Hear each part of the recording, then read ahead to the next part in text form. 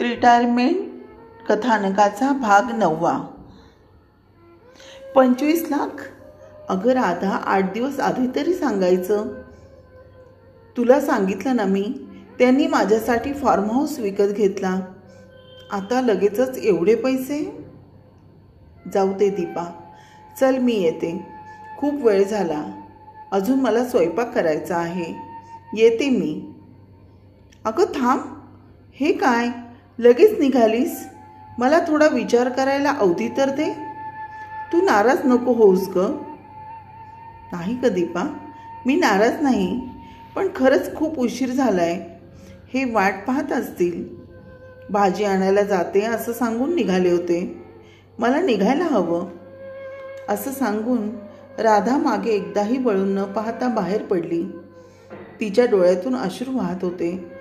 दीपाकडून तिला खूप अपेक्षा होती, पण ती तरी काय करणार? आता परत पुढे काय, ह्या विचाराने तिला काहीही सुचत नव्हतं. घरात पाऊल टाकताच तिला आठवण झाली. भाजी आणायला जातो सांगून आलो तर खरं, पण भाजी तर आणलीच नाही.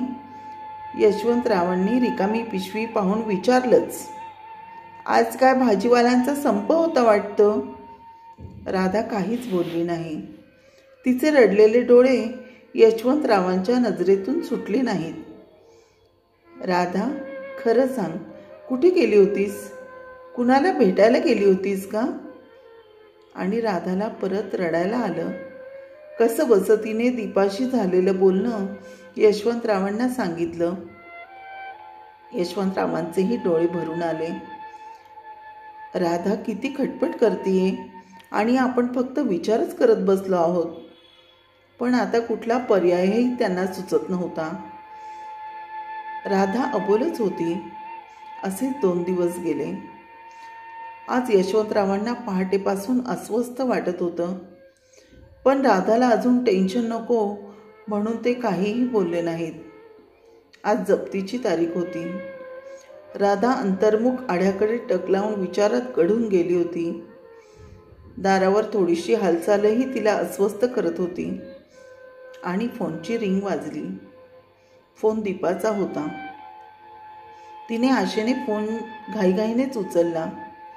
पलीकडून दीपा बोलत होती. राधा, आज आमची एनिव्हर्सरी आहे. दोघेही या हं फार्म हाऊसला. तिला रागच आला. सगळं माहीत असूनही दीपाने आज फोन करावा. मदत करायची तर नाही, तिची मर्जी, पण आपल्याला फोन करून आपली थट्टा का करावी?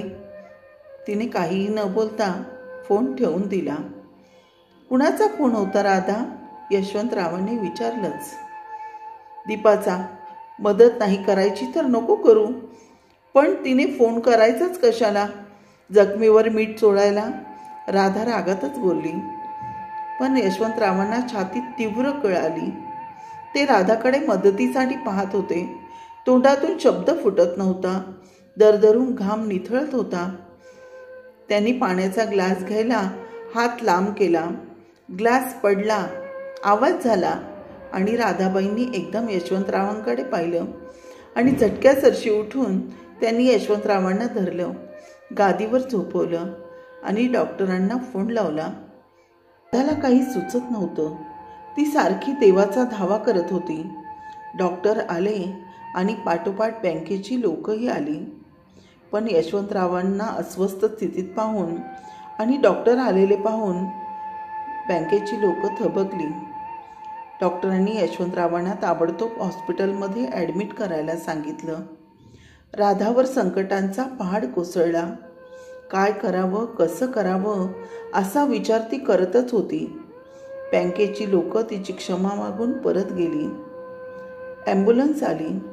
राधाने यशवंतरावांचे सगळे रिपोर्ट, औषध, गोळ्या, लागतं जोगतं सामान घेऊन ती हॉस्पिटलमध्ये यशवंतरावांना घेऊन गेली.